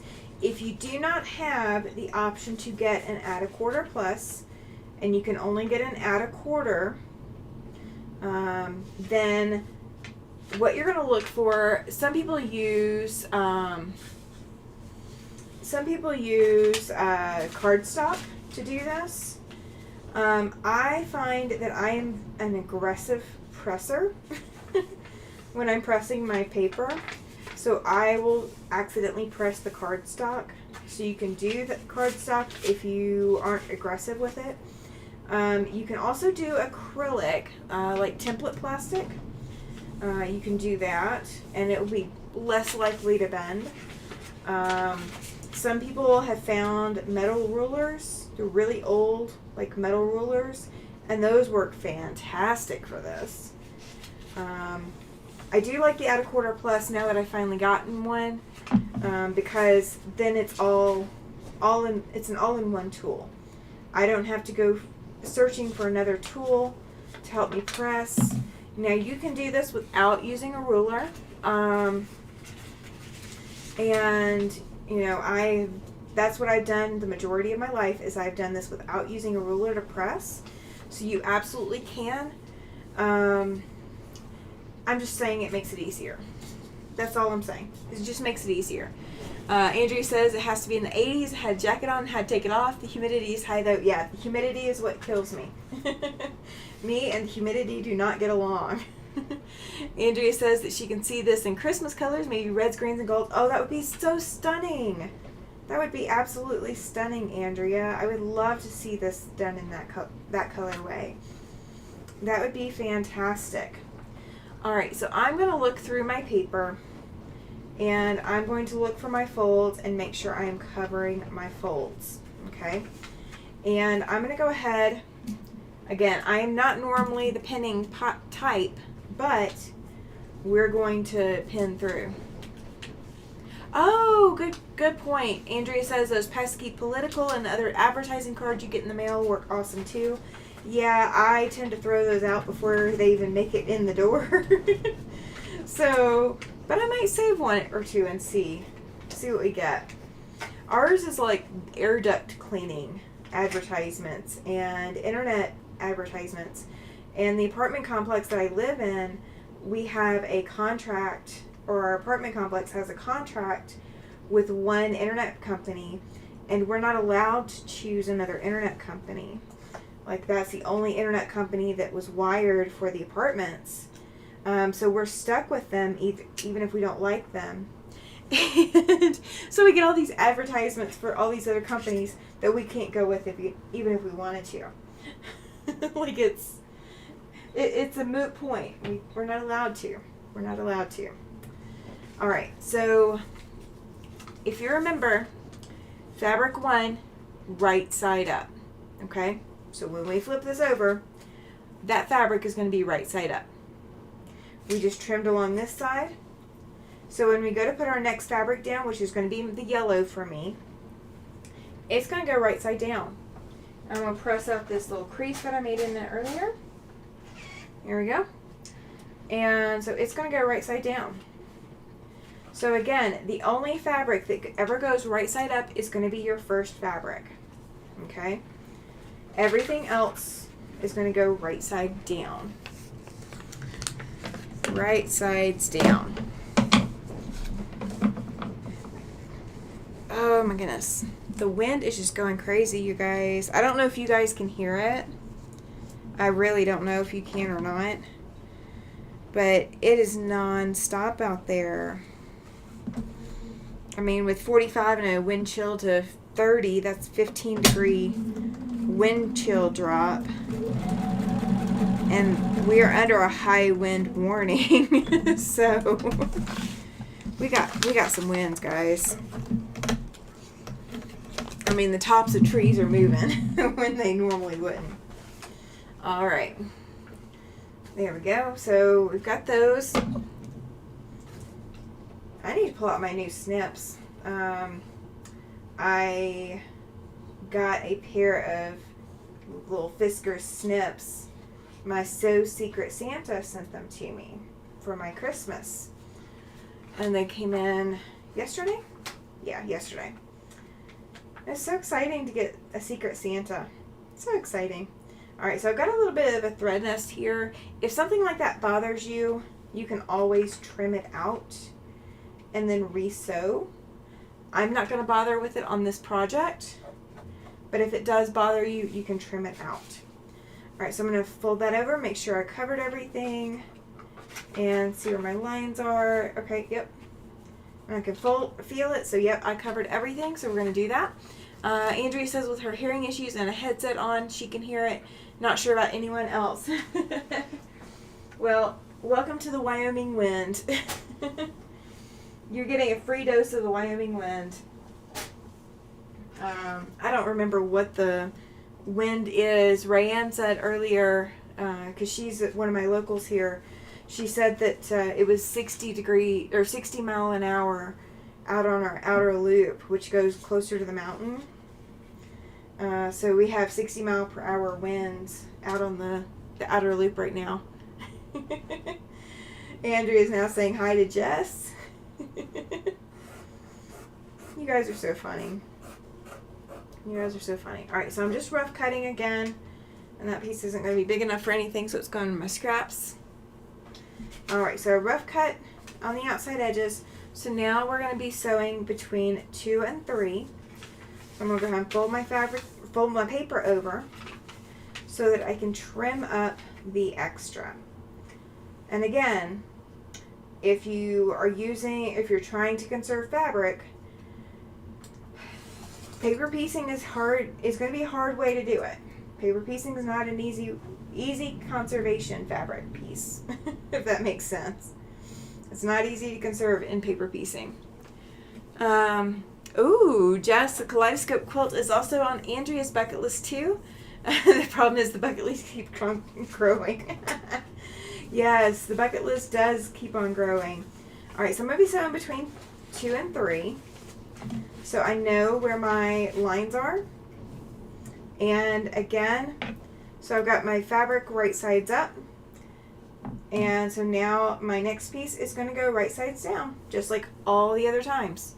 So the only time, again, that you have your fabric right side up is when you put that first piece. Everything else goes right side down until you fold it out. Jeff says, absolutely, bucket list keeps growing. You should see mine. I need a tool for doing my bucket list. There's like a tool on my wish list that I really, really need.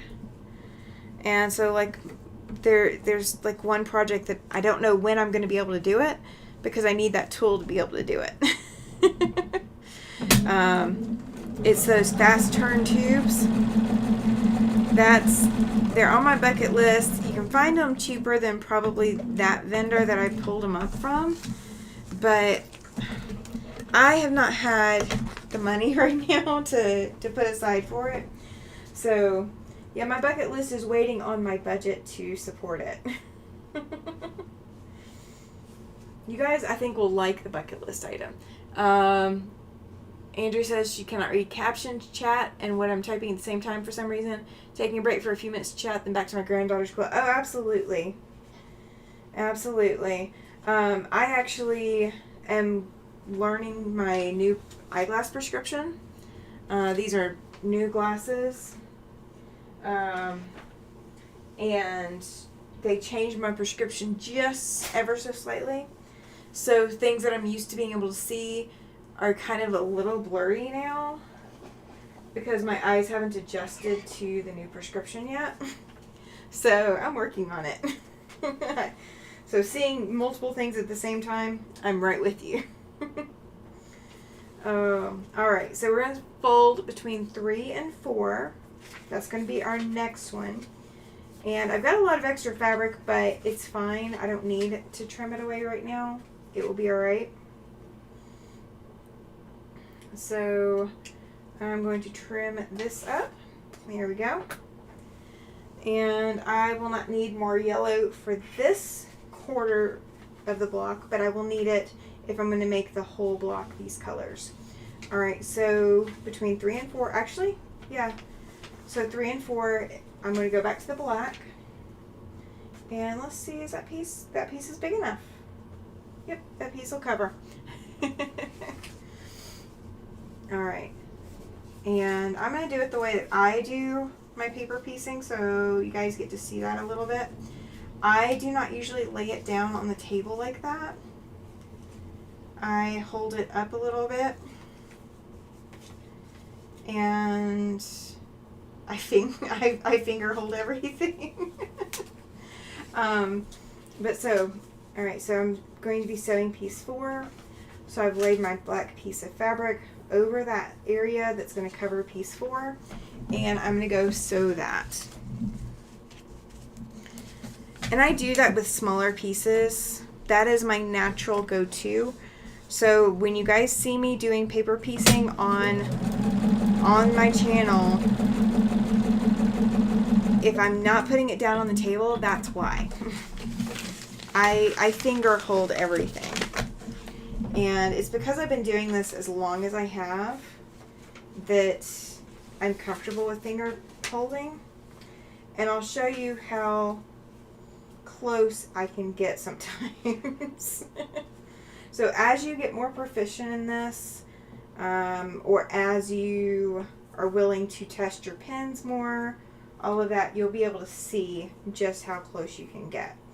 Alright, so I do know that this is going to cover the whole piece.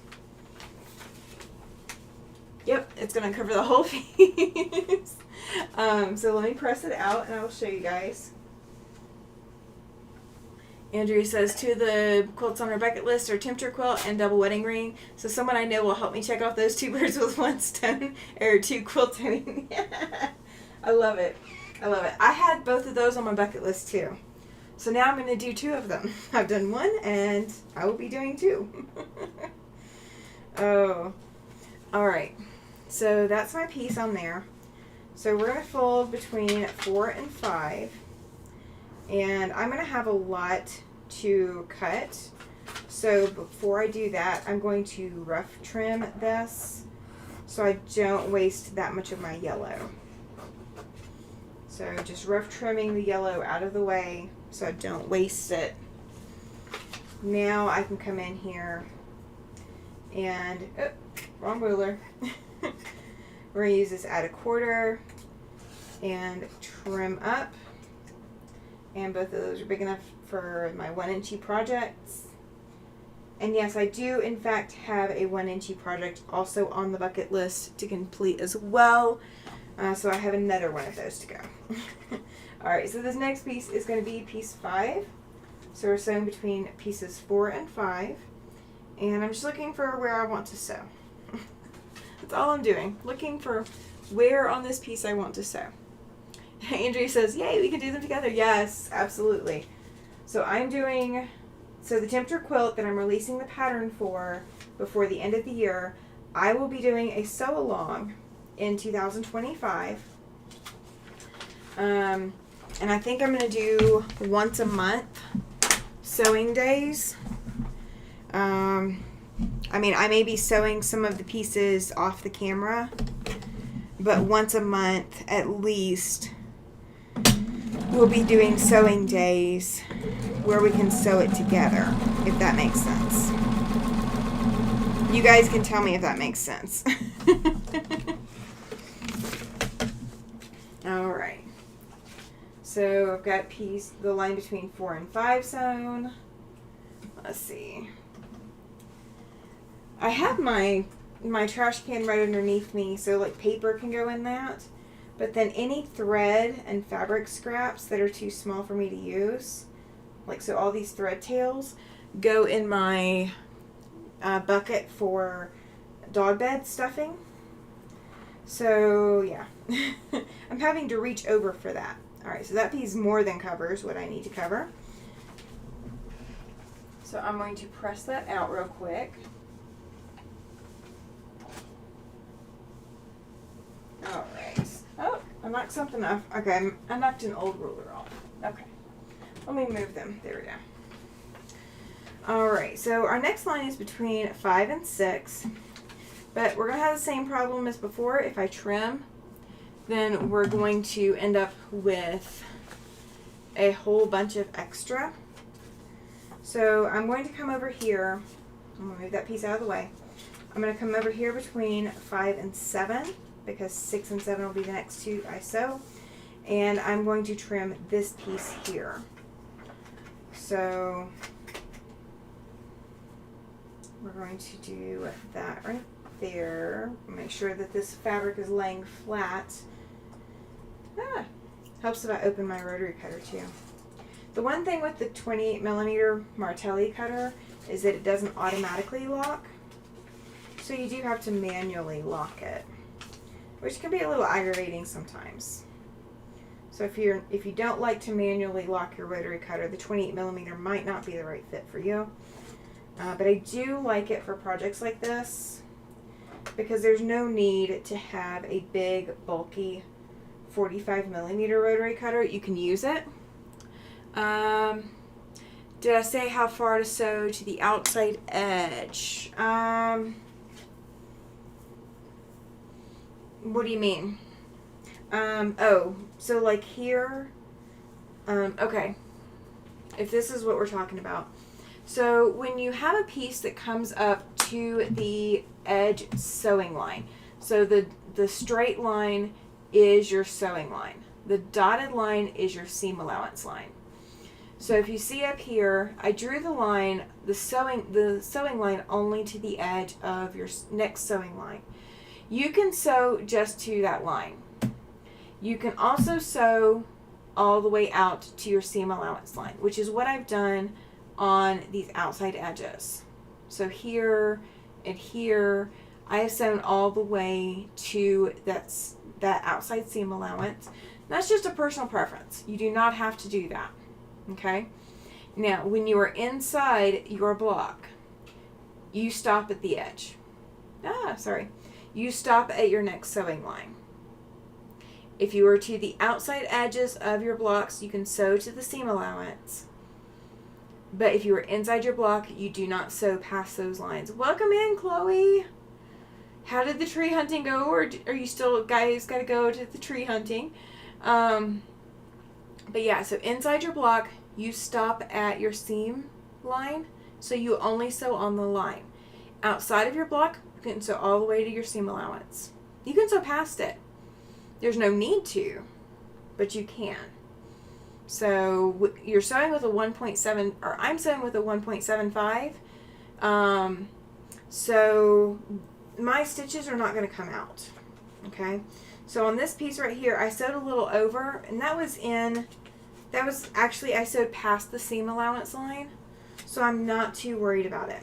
My fabric actually covers to the seam allowance. But I sewed past the seam allowance. It won't hurt it at one bit. Will not hurt it one bit. Alright, so let's see. What do we sew last? Okay, this is where feeling comes into play.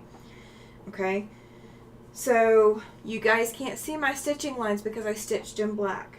So I feel the stitching line here for before 4, so between 3 and 4 is sewn. Between 4 and 5 is sewn. Between 5 and 6 is not. Okay, so that's the next stitching I've got to do. So we're going to fold between 5 and 6. Okay, and this is where I'm going back to that pink. This pink is so pretty. I didn't think I would like the pink in here, but I think it works really, really well. That yellow is definitely a challenge for me, though. I'm just saying. You guys know me in yellow. Yellow is not my color. Alright, so I'm going to go ahead and put my right sides together. And I know my fabric is going to cover, so I'm going to hold it and go to the machine and stitch that line.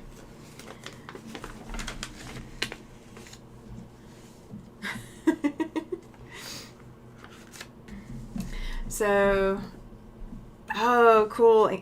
Chloe, she says, she's telling Andrea she hopes she can get more done on her quilt to finish for December 20th for the mystery quilt. I definitely do not have time to do it. I thought I was going to try, thought I was going to have time, and I fully admit that I am human. I am having to admit my humanity. It is not going to let me. Alright. So I'm going to trim away my extra. And we're going to flip it. And you guys can really see my stitching line. Okay. So here's the one caveat with using such boldly distinct colors and when you match your threads. If I were doing this with the intention of this might be an issue, seeing the black thread, I would absolutely swap to like a gray thread so it wouldn't I love it. Chloe and Rayanne were both saying bye to each other. Oh, you guys are so funny. Okay. Yep, no, everybody's hanging out. Everybody's hanging out. Alright. So, I'm going to come back and show you guys real quick. So, here in this yellow, between where the black ends and the black starts, this stitching line right here, I'm using black thread because I'm not changing the thread in my machine. If that's going to bother you, keep that in mind when you choose your thread. Okay? It's not going to bother me because this is going to be completely a scrap quilt, so I'm not going to let it bother me. If that will bother you, keep that in mind. You match your thread to both your lightest color fabric and with where you might see your shadowing come through. Andrea says several people are having medical issues, so I may extend the deadline until after the new year if that is okay with you, Chloe. You're the closest to being done. Ah! Chloe has been plugging away at it. I'm so excited to see what it looks like. I won't even have a chance to start it after the new year. Alright. So here's that next line. So we've stitched the line between 5 and 6. So now we're going to stitch the line between 6 and 7. Okay? Now, if your pieces do not line up, they don't match up, let's say 6 is in one place and 7 is on the complete opposite side, as long as you are stitching in the order that the designer says, you are good to go. There's some times where it will make a difference. There's sometimes where it won't. So, alright, so we've got that one done. So between 6 and 7 is our next line. So I'm going to lay this down to cover up piece 7, that I can see my lines and I can also feel my folds. So that's another advantage to putting those folds in place. You want to feel your folds. What quilt am I doing? This is actually just a freebie pattern that I drew up. And I will probably end up putting this together. I'll probably end up doing a whole bunch of these eventually, and putting them together into a quilt, but no specific plan on it. Like, it's going to be one of those pull it out on a Sunday night and work on it kind of things. It's not going to be any kind of rush on it. Andrea says that she's making the decision now. She's extending it until January 15th. They'll give everyone some breathing room. I'll send out an email later. Awesome. Everybody get some breathing room. Woohoo. Yeah, I had to extend my deadlines for a lot of things. That temperature quilt I originally planned to have out at the end of April. And no.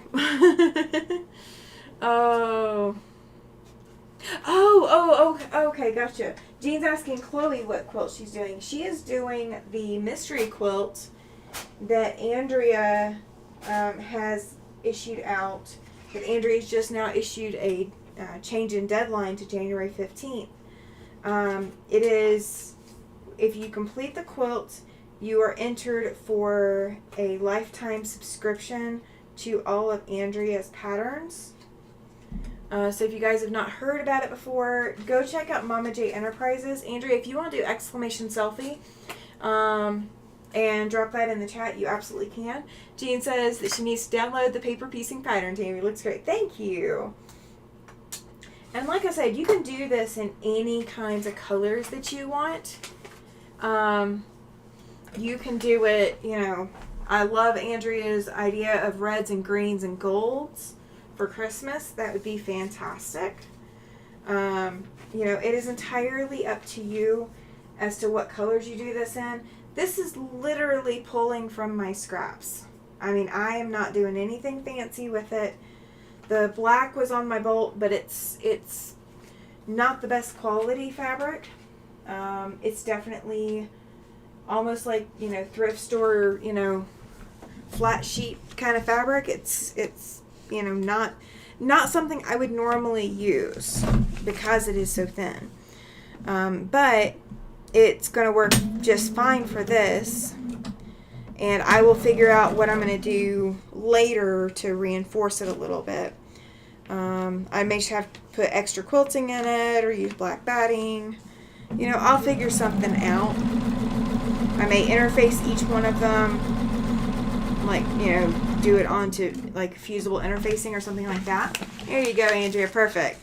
So Andrea's link is in the chat, you guys. Alright, so I've sewn that one on there. That one was piece 8. And then we're going to come over here and press it real quick. And then we'll get piece 9 on there and trim up. And then I'm going to show you what it's going to take to put these together with each other. Okay? So I want to show you guys that too. I don't want to leave you guys hanging on it. Alright, I'm just going to rough cut. And alright, so piece 9 is right here. So I'm going to fold back, and I stitched over my line. Okay, so here's why in the middle, Jean says that she's only on block 4 of the pixel quilt. Andrea got sidetracked. Yeah, no worries. That's why she's extending the deadline too. Alright, so because I stitched over, I can do one of two things here.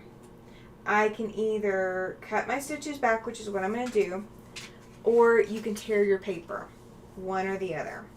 Okay? So you want to still be able to fold along that stitching line. So when I said earlier, when you stitch to the edge, on the outside edges, it's fine. Stitch all the way to the edge of the seam allowance, you know, whatever. Inside, don't stitch past the stitching line, the next stitching line. When you hit that stitching line, you stop. because you don't want to run into having to rip your paper all the time. It's not that it's going to hurt your paper. It's not that it's going to hurt your quilt. It's just going to hurt your pride a little bit. It's just going to hurt your pride a little bit. Awesome. And Chloe says she's definitely going to work on this pattern once I finish the pixel quilt. She's staying focused. Well, by then you may also have the temperature quilt to do. Or to get started on. That one's going to be an all of 2025 project. I'm just going to say, New Year's Day 2026, we are going to be finishing up that quilt. There's going to be chances to catch up all along the year. Alright, so I've stitched piece 9 in place, and I'm going to fold it over, and you don't see any fabric, or you don't see any paper sticking out, so we've got it covered. So I'm going to go ahead and press it in place. And, alright, so here's a couple of things. One is the shadowing, so choose your thread color to match your pattern, or match your fabrics, okay? Don't choose it based off of, just one fabric necessarily. Choose it based off of, all of your fabrics, okay? The second thing, don't stitch past your stitching lines inside your block. You stitch to the edge, you stitch to the stitching line, the next stitching line, but you don't stitch over, okay? Always follow the numbers. So you always start at 1, always end at whatever the last number is. You don't overstitch, like you don't stitch out of order. When you stitch out of order, things will not line up and they will not lay flat. Okay, so stitch in order. Let's see. What's the other preambles to the Constitution? Oh, yeah. Chloe's still deciding if she's going to use 2025 or a previous year. I am definitely using 2024. I'm stitching it in 2025, but I'm using 2024 values. That's going to be my project. That's going to be my numbers. So I'm going to fold this up because I'm not going to do all of these today. I'm just going to do this little quarter of the quilt block and see what it's going to end up being. So I know kind of what I'm doing size-wise, but yeah. But I will put this in a project tote, and this will get pulled back out as I feel like it. And I may try the freezer paper option. The one thing with the freezer paper is you're not stitching on the paper, and you do have to have an iron. You can't do just finger pressing. You do have to have an iron.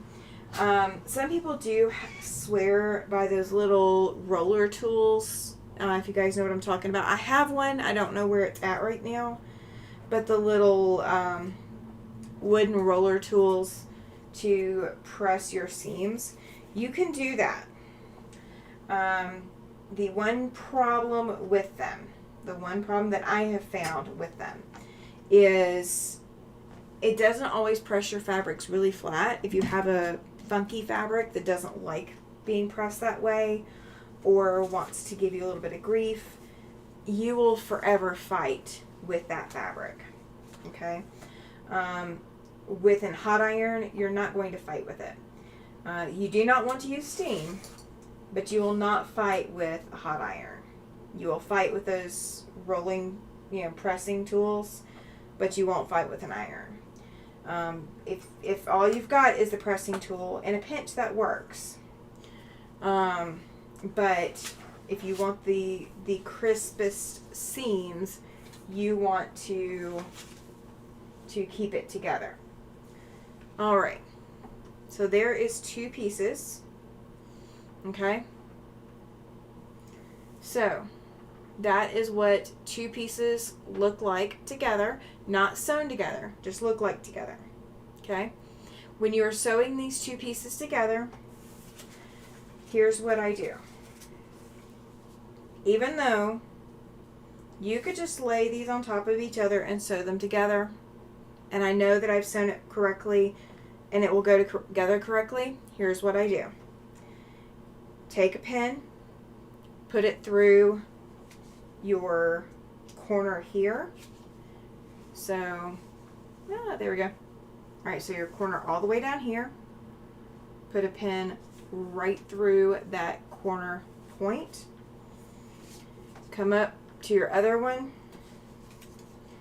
and you're going to put a pin right through the corner point there as well. Okay. So you're just wanting to make sure that your corner points down at the bottom, down at the center of your block, are going to line up. Okay. So I've got one pin in, and I just left it in straight. Okay. I've not folded it down or anything like that. I'm going to come and do the same thing to this other end.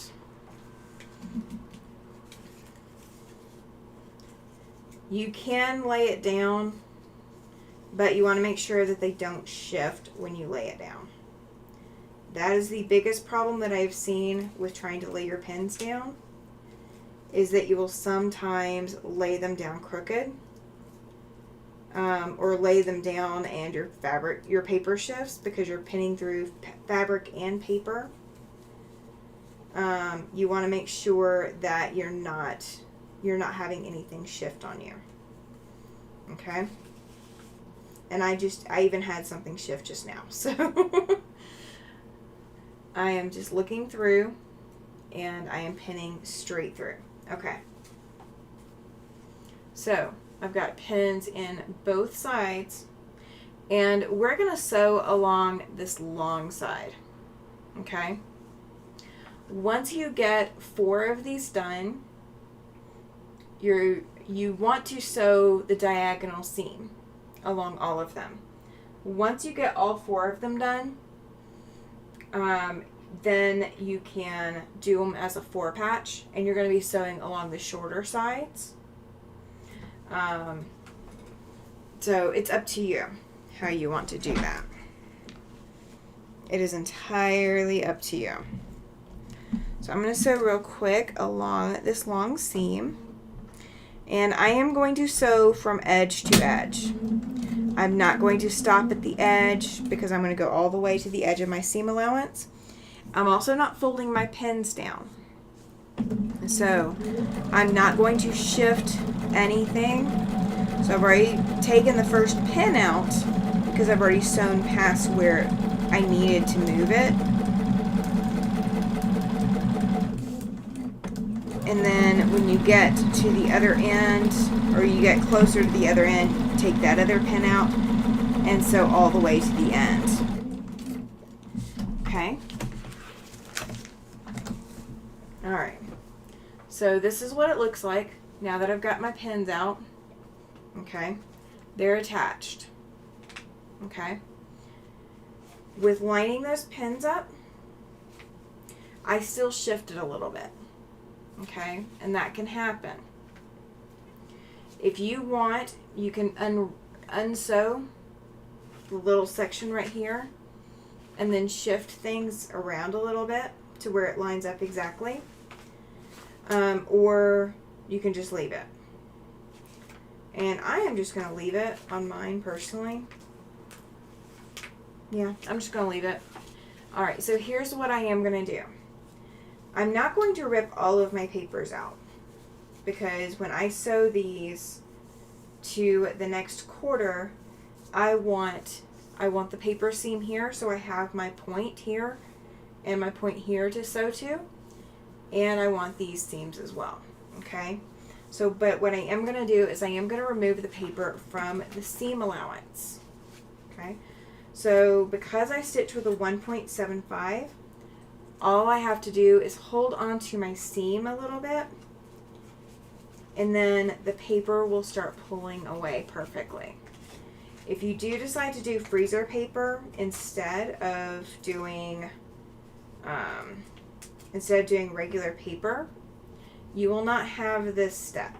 You will not have to rip anything apart. You'll not have to hold your seam as you start pulling your copy paper away. Because you're never sewing through the paper with freezer paper. That is entirely up to you. I will do a tutorial on a different day probably about freezer paper options. but it's not going to be today. It is not going to be today. So I'm just making sure that I got all the little paper pieces out. Okay. So I've got them out of that side, and I'm going to come get them out of this side. Now, you can press your seams open. You can also press to one side. And different manufacturers, different pattern designers will tell you different things. They apply to their patterns and their patterns only. My pattern, this Freebie, it doesn't matter. This is designed to be scrap friendly, where you can just play with it, learn how to paper piece, get used to it, all of that above, okay? There's no need to do, you know, a direction of your seams, okay? There's no need for any of that.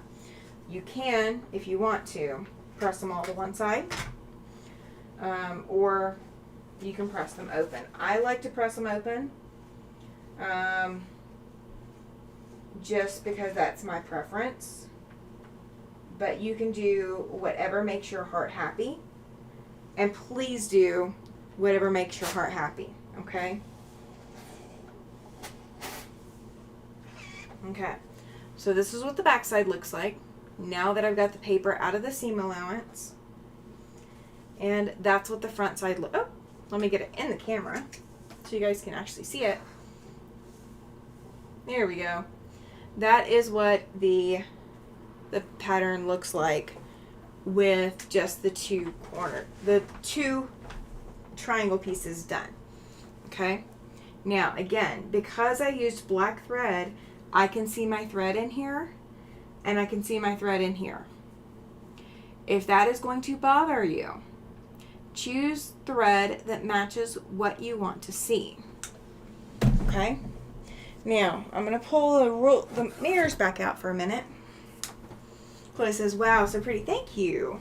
Thank you. Thank you. Oh, let me get those off of there before I send them flying across the room. All right. Well, here we go. So it is an 8-pointed star. That is what you're creating, is an 8-pointed star. There we go. So it is entirely up to you what colors you use, however you want to do it. So each quadrant is going to look a little bit, you know, is going to look like that. And it's up to you as to what colors you use. Okay? So, questions. What questions you got for me? Ask me questions. Ask me lots of questions. Are you ready for questions?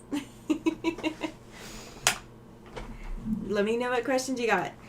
I know I'm 30 seconds ahead, so, you know, I'm asking over and over and over. Jean says, "Love it." Thank you. Thank you. I'm just glad that I have the opportunity to provide this to you. That's, you know, I've wanted to be able to teach and share my love of craft with you guys. So I'm glad that I get to do this. This is exciting for me. And all it is this is, you know, that free pattern. This one, okay, there is a link below the video. Click that link and it will take you to a Google Drive, and that should let you download it. If you have any issues with that, please go back to my YouTube page and get my email address. Or if you can see the live chat, let me get into it so I can type it.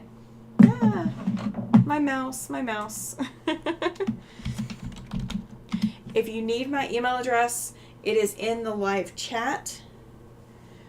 You can email me if you have any problems with downloading it. I know a couple of people either had problems with Google Drive, or they had problems with their whatever device they were using. So if you have problems, email me and I will send a copy of this to you. I'll send a copy of the pattern to you. So one page creates the one quadrant. So you need 4 pages, 4 copies of it to complete one full block. And then you can make as many of these as you like. There's no limit to how many you can make. Just please don't resell the pattern, okay? If you make a quilt with it, definitely sew and tell it. Oh yes, absolutely. That's another place to find it. The community tab for my channel does have a link to it as well.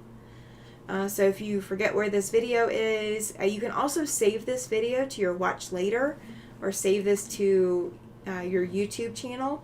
If you are looking at your YouTube screen in front of you, there should be an option for save. And YouTube will give you options for how to save this video, so that way you can come back and forth to it. And then again, that'll give you both the link to the link to the pattern and the information that's in the live chat too. I do have it set so live chat should replay, so that shouldn't be a problem. I think I've got it set. It better be set. I'm just gonna say I'm gonna say it's set, but if it's not for any reason, you can always email me. You can always come in and check. If you do like this content, if you do like the tutorials, like the videos, all of that, please do not forget to hit the like button. If you are not a subscriber already to my channel, please hit the subscribe button. Let me go silence that. Oh my goodness. It didn't work. Okay, yeah. Send me an email, Jean, and I will email it out to you. That is absolutely fine. I do not mind. Google Drive has been a technical challenge for a lot of people lately, so yeah, that's perfectly fine. I will see if I can upload this also to Patreon, so that everyone can download it there as well. Patreon is a fairly stable platform, and my patterns that are for sale are going to be on the Patreon platform, just because it's just easier. It saves so much headache. But I do have a Patreon account as well, so I can link that in, and I may move this pattern over there. But if I do, I will also put the link in the description box. So if you guys are coming to this video, 6 months to a year to whatever later, because this is December 2024. So if you are coming in any time after that and you need a link to it, I should have that updated for you guys. So any other questions? What questions you got for me? What questions you got? Is it making sense? Is the process of paper piecing making sense? Is it something that it looks like you can try and you can play back through the video and pause it as you need to and go test out a step and see if it's working on whatever pattern you're working on? Like, do you think you can translate this to whatever other patterns are out there that you want to try? Do you think this will work for you? Let me know.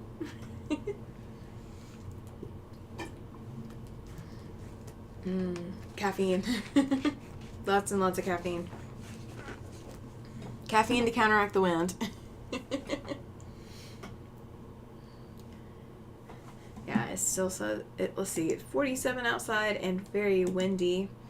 Let's see, blustery winds. It feels like 32 out, so it's still a 15-degree wind chill. And let's see, wind is 26 miles per hour currently. So, and that's a sustained wind. That's not the wind gusts. So, Chloe says that she will have to watch the replay. Absolutely. Absolutely. All right. Well, I'm going to go ahead and get off of here so you guys can have the rest of your Saturday to do whatever. Chloe says that she's sure she'll be able to do it. Awesome. Thank you. And if you do run into problems, just send me an email, post it in the Facebook group. Anything that you need help with on this, please just let me know. I am more than happy to help. More than happy to give any guidance I can. I want paper piecing to be something that feels comfortable for you and that feels like something that you can do. So I'm going to get off of here. You guys have a fantastic day. Thank you so much for coming to hang out, coming for the tutorial, coming to hit play, hit like, hit all of the cool stuff, and hit the subscribe button if you haven't already. Thank you, thank you, thank you for being here. Have a great afternoon. I will see you guys tomorrow night, 8 p.m. Mountain Standard Time for After Sunset Sunday.